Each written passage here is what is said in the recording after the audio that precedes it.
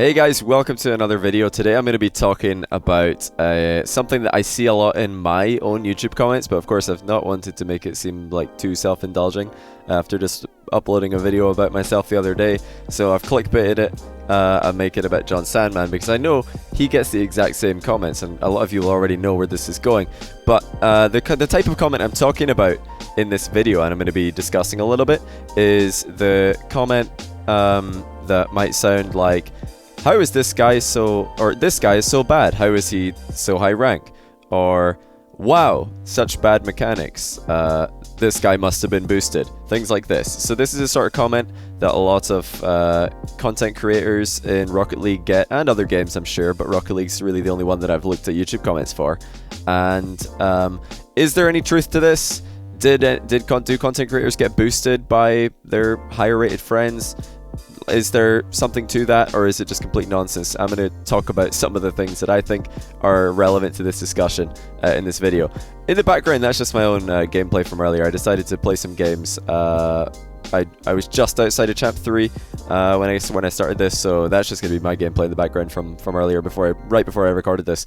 I recorded that gameplay. So yeah, I thought it was kind of relevant, just because no doubt my gameplay will be pretty bad, and you guys are going to have all those comments to say about my gameplay. But anyway, first comment, and first thing I want to talk about is playing with pros. A lot of people come to me in my Twitch chat, in my YouTube comments, and I see it in JonSandman's videos and his comments as well, where people say, wow, this guy plays with pros and he still can't get out of and then insert whatever rank the person is playing in. So that's something I've seen a lot.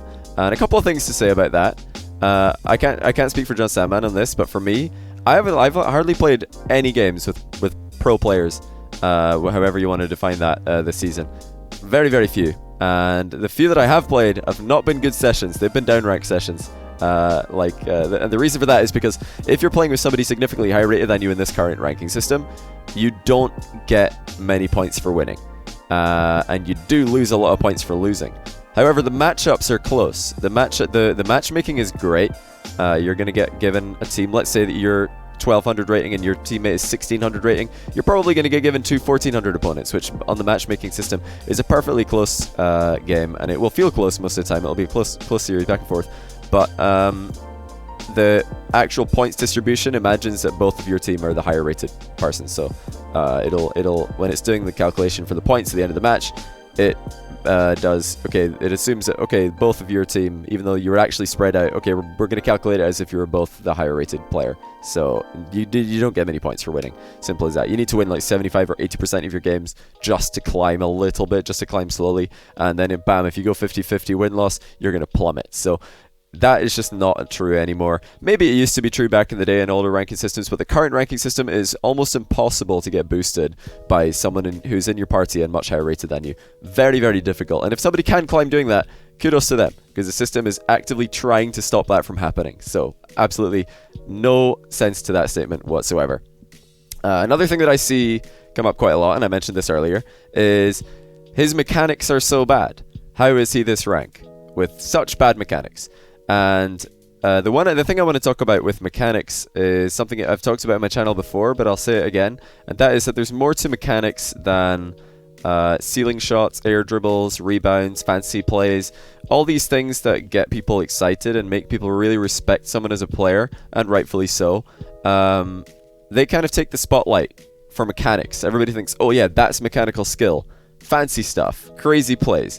But the fact of the matter is, mechanical skill is anything that your car is doing. Your car makes a movement, that's mechanical skill. Your brain makes a decision about where you want to drive, that's strategical skill. Mechanical skill is actually moving your controller and your car doing something. Any mechanical skill. So that can involve like front flipping at good timing to hit a power shot. That can involve like flicking the ball, just very basic flick. That can involve like a very straightforward double jump aerial. They're mechanics. Everything of that is mechanics. And when I call somebody a mechanically good player, I'm not just thinking about someone who's really good at doing the crazy stuff. I'm also thinking about somebody who does the basics really well. And I think mechanics is one of the most misused terms in all of Rocket League, where people attribute it to only the flashy plays, and then they see something much more simple, and they don't like think that's good mechanics. They just think, yeah, that's whatever, nothing. No, like, you know, players who are doing solid on the ground are going to be a lot more successful, usually, especially in 2v2. But at lower ranks that aren't the absolute top tier, like Grand Champ and above, you're going to be seeing a lot more success with grind play, more efficient, more reliable, than somebody who's doing crazy off-the-wall stuff and losing possession and taking themselves out of the game all the time. So just because you don't see all that crazy stuff in, let's say, JonSandman's videos, doesn't mean that he's not mechanically gifted in other ways, because he is definitely mechanically solid in other aspects of the game. Now, another thing that I see a lot, and this is one that blows my mind probably more than anything else that I'm going to discuss in this video, and that is, I'm in Platinum and my games are much faster than this, or something like that. You know, I see that kind of comment all the time. I'm in Platinum, and I know not all of you Platinum players are like this. This is just, for some reason, the majority of the time that I see this comment, it's Platinum. So I'm not throwing all of you Plat players in there, just a few very vocal players in Plat always come and say this. And it's always Plat, I don't know why. They say, I'm in Plat and my games are so much faster than this. And all I can say to that is, no, they aren't. They absolutely are not. Anyone who's ranked up a Smurf through Platinum, which I have this season, will agree with me and say Platinum games are absolutely not faster than Diamond games. Diamond games are not faster than Champion games. Champion games are not faster than Super Champ games, or whatever it's called, Champ 2, and so on and so on. Games get progressively faster the higher rank you go, because even if you just go up one rank, you've probably just passed by a couple 100,000 players in skill, because it's so dense down there in the rankings. So if you look at somebody playing in a higher rated game than your own rank, and then you think, man, my games are way faster than this, and stop to think maybe that these players might be deliberately slowing down the ball to make more controlled plays to try and keep the possession, rather than just barreling into it and giving it away.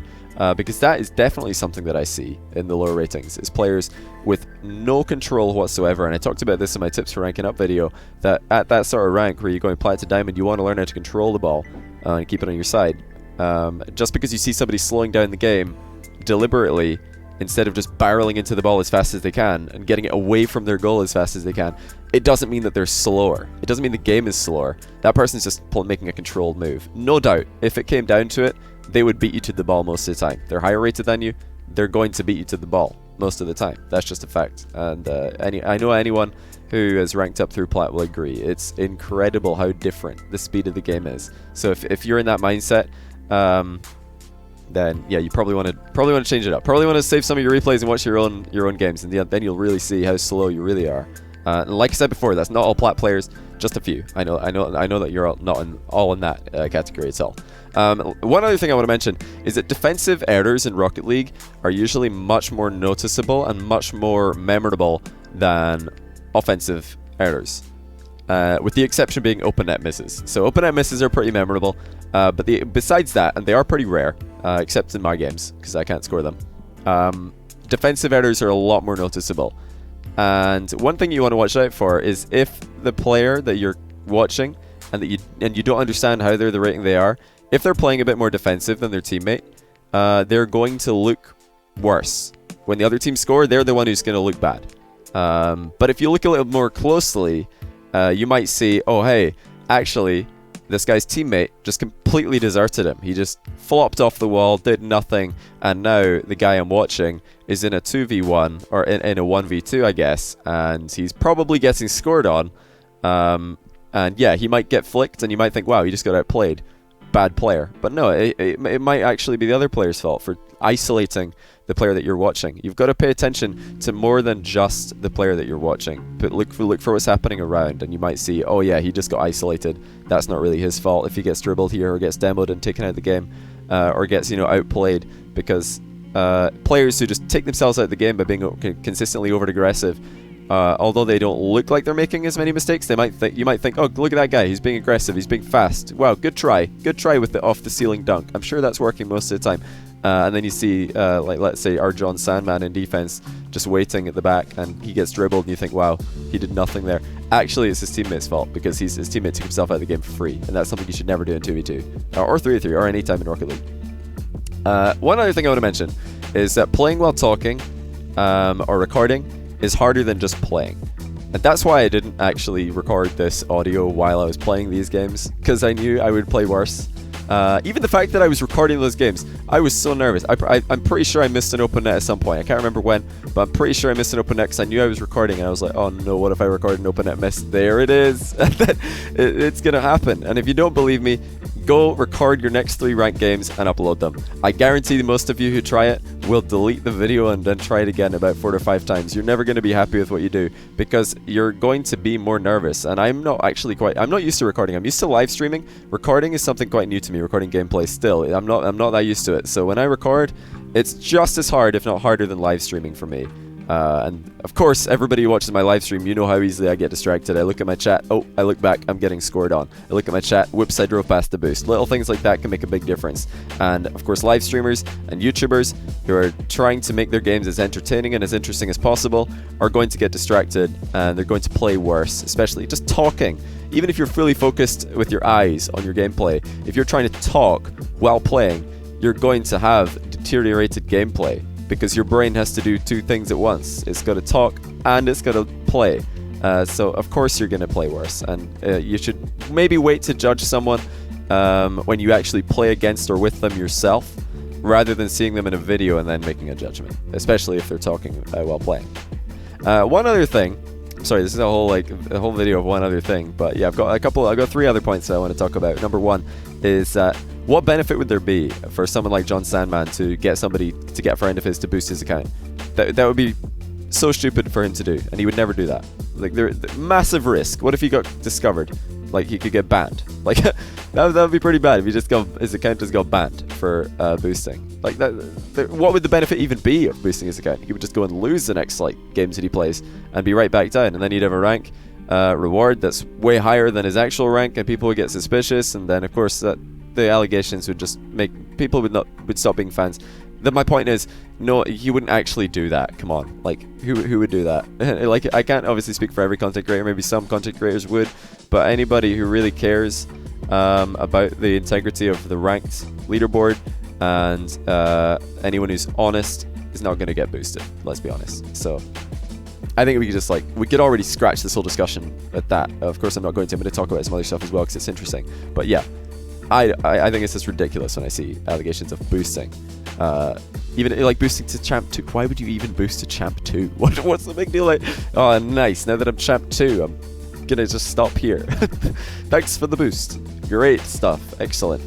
So second last thing I want to talk about is that the need to criticize is not in itself a bad thing. I don't mind when I see constructive criticism about my gameplay, about my commentary, about anything, about me as a person. If something is constructive, then I'll take it on board. But if somebody comes in and says something completely pointless, then I'm just going to ignore it. And it's not real. There's never going to be anything good come from that. I'll give you an example. Like, if you really see somebody on YouTube or on Twitch who's a higher rank than you would have expected them to be, you watch a video, you see them play, then you see their rank, and you're like, wow, I didn't think they were going to be that high rated based on all those aerial whiffs. And you want to communicate that. Instead of saying something like, wow, how is this guy so high rated? He sucks at aerials. Saying something like that. That's just like, you know, that, I guess there is a tiny bit of constructiveness there. Because you said he sucks at aerials, the person could read it and go, okay, my aerials they could maybe need some work from this guy's perspective.